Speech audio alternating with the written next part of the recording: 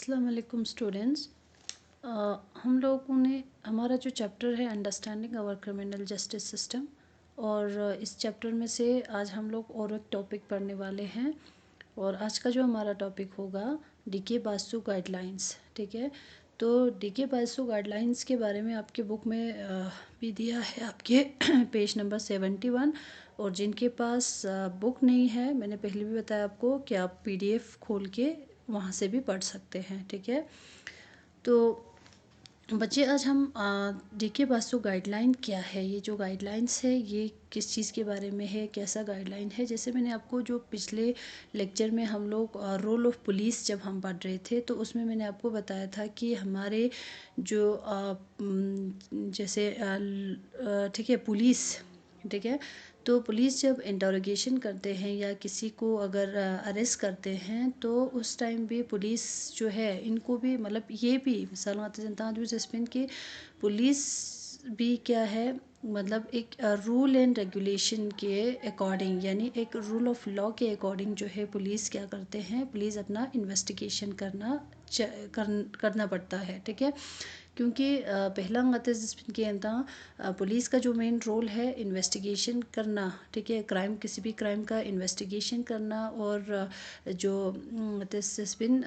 ठीक है ना, इन्वेस्टिगेशन करना जो है किसका काम है, पुलिस का काम है। पुलिस का जो मेन रोल होता है हमारे जुडिशल सिस्टम में, तो ये क्या है,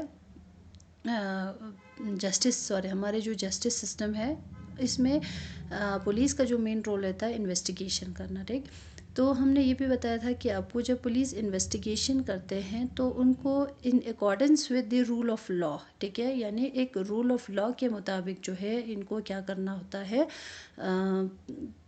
जिसमें इन्वेस्टिगेशन करनी होती है।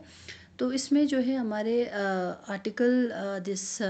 22 के हिसाब से, ठीक है, हमारे कॉन्स्टिट्यूशन में भी कुछ गाइडलाइंस दी है, या हमारे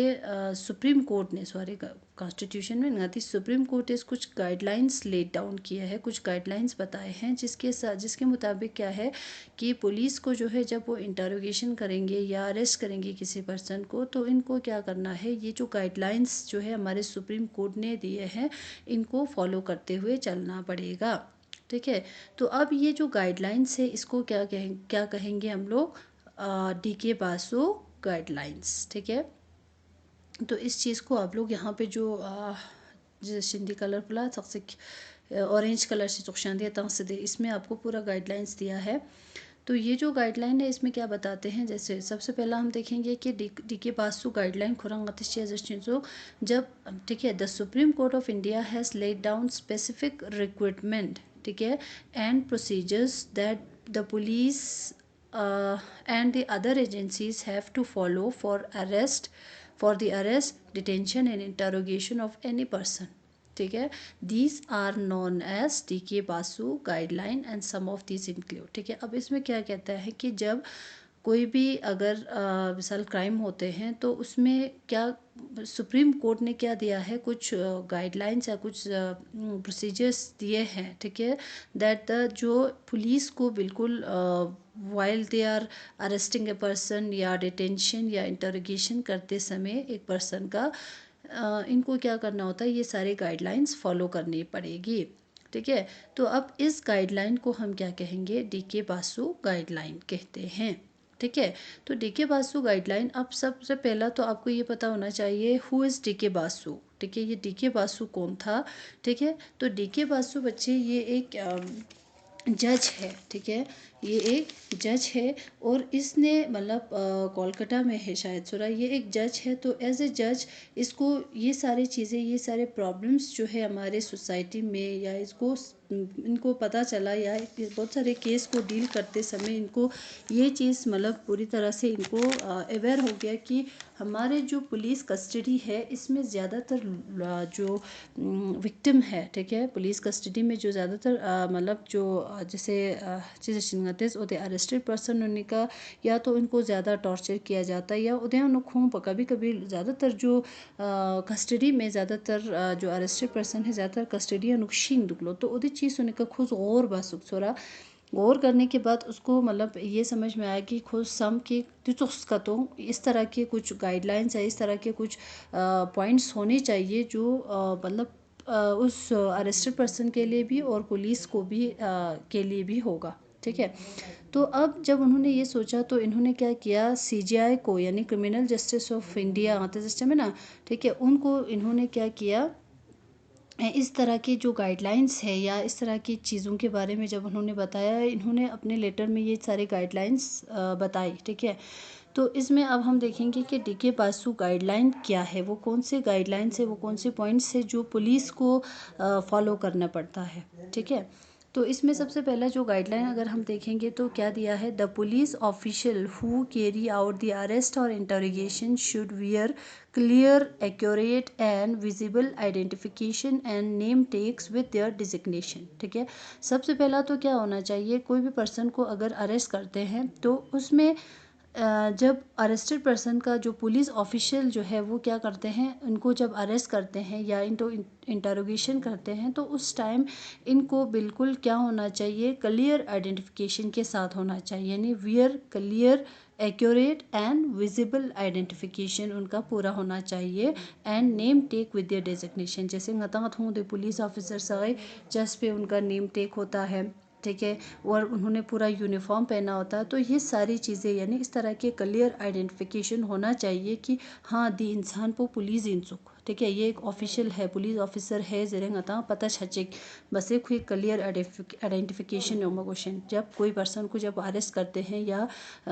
इंटरोगेट करते हैं, जब उसको सवाल पूछताछ करते हैं। ठीक है ना, तो second cheese, A memo of arrest should be prepared. ठीक है, पुलिस को क्या करना चाहिए जब कोई भी पर्सन को ये अरेस्ट करने जाते हैं तो सबसे पहला तो memo of arrest should be prepared at the time of arrest and should include the time and date of arrest. ठीक है, उसमें उस मेमो पे या उस पेपर पे पूरा उनका टाइम या डेट ऑफ अरेस्ट पूरा लिखा होना चाहिए। It should also be attested by at least one witness who could include a family member of the person arrested. ठीक है, और उदी मेमो का या उदी पेपर पे का जो मरगुशन उनके वो जो अरेस्टेड पर्सन है उनके कुछ रिश्तेदार के या उनके अगर फैमिली मेम्बर हो तो उदो नीचे बचा अटेस्टेड होना चाहिए, खो चिची करना साइन हो मरगुशन उदे मेमो का थोड़ा। The arrest memo should be counter sign by the person arrested, और उसके साथ साथ जो पर्सन जिसको अरेस्ट किया जा रहा है उसका भी पूरा क्या होना चाहिए, साइन होना चाहिए।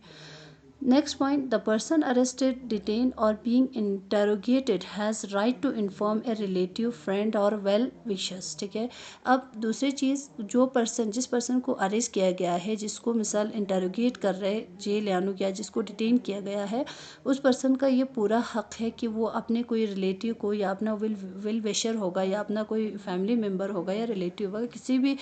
मतलब जो वेल विशर इसका होगा उसको ये मतलब इन्फॉर्म करे। ठीक है, मुझे जेल में लिया गया है या इस तरह से मैं जेल में हूँ या मतलब जो भी। ठीक है, तो ये चीज़ें उनको बताना होता है, ये उसका पूरा पूरा राइट है। तो व्हेन ए फ्रेंड और रिलेटिव लिव्स आउटसाइड, अब लेकिन कभी कभी ऐसा सिचुएशन भी आते हैं कि जब कोई फ्रेंड या कोई डिस्ट्रिक्ट से बाहर जाके उससे मतलब इसके साथ या उसने ऐसा क्राइम किया हो जिसमें उसका कोई फ्रेंड नहीं हो या रिलेटिव्स ना हो या डिस्ट्रिक्ट ठीक है से बाहर गया हो, द टाइम प्लेस और arrest and venue of the custody must be notified by police with in 8 to 12 hours after arrest. ठीक है, तो इसमें ये जो पुलिस जिस पर्सन को अरेस्ट कर रहा है कोई फैमिली मेम्बर से अगर में इतना रिलेटिव में इतना या आउट ऑफ स्टेट या आउट ऑफ डिस्ट्रिक्ट करते हो उतना विद इन 8 to 12 आवर्स उनको जो है इन्फॉर्म करना ये पुलिस का काम है। तो बच्चे ये सारे पॉइंट्स जो है क्या है, गाइडलाइंस ऑफ डीके बासु, यानी डीके बासु ने ये सारे गाइडलाइंस दिए हैं जिसको हमारे सुप्रीम कोर्ट ने बाद में बस मतलब एज ए सजेशन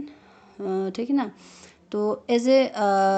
प्रोसीजर ठीक है या as a recruitment specific recruitment जैसे या प्रोसीजर पुलिस को ये सारी चीज़ें फॉलो करनी होगी। क्योंकि ये सारी चीज़ें डीके बासु ने क्यों दिया या इस तरह के गाइडलाइंस, क्योंकि इन्होंने ये नोटिस किया, ये इनको मतलब ये अवेयर हो गया कि हमारे जो कस्टडी में बहुत सारे जो अरेस्टेड पर्सन है वो क्या को कस्टडियन शीन दुगलो या कस्टडियन खोए का मन ज़्यादा टॉर्चर बेंदुक जरे खोती चीज़ को पता छाना, इन्होंने सोचा कि इस तरह के भी कुछ गाइडलाइंस इस तरह के कुछ कुछ चीज़ें होनी चाहिए जिससे कि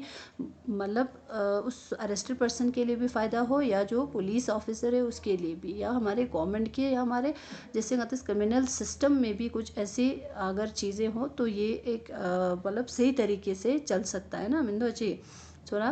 तो this was all about D के बासु गाइडलाइन। आई होप आप लोगों को ये चीज़ समझ में आ गया होगा। तो इसमें जो है कोई स्पेसिफिक मतलब बुक पे अनुक से गया, मुझे लगा कि ये थोड़ा इम्पोर्टेंट है, ठीक है। तो आपके लिए भी ये इम्पोर्टेंट है क्योंकि इसके ऊपर डायरेक्ट क्वेश्चन आ सकता है, व्हाट इज़ डी के बासु गाइडलाइन। तो इसमें आप इजीली लिख सकते हैं, ठीक है। तो दिस वॉज ऑल अबाउट। तो इसके बाद आप क्या करेंगे, जब वीडियो सुनेंगे तो वीडियो में ये चीज़ क्लियर नहीं है, आपको क्या करना है, पीडीएफ या बुक खोल के आपको ये चीज़ पढ़ना है, ठीक है।